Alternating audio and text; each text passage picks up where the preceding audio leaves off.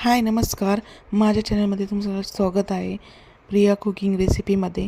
तर चला पहिलं आपलं तेल ओतून घ्यायचं आहे. मस्त जिऱ्या मोहरीची फोडणी द्यायची आहे.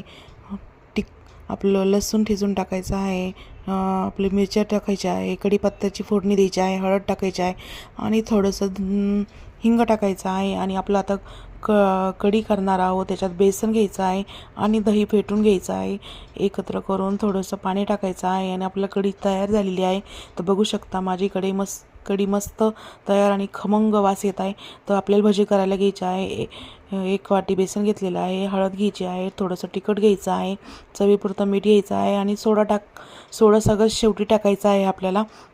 हे बघा माझं पीठ मळून झालेलं आहे आणि सगळ्यात शेवटी मी सोडा टाकलेला आहे आणि तेल गरम करायला ठेवलेलं आहे. तर चला मी आता एका पायपिंग बॅगमध्ये ते मिश्रण भरलेलं आहे आणि अशा प्रकारे मी भजे तळून घेतलेले आहे. भजे खूप छान आणि खुसखुशीत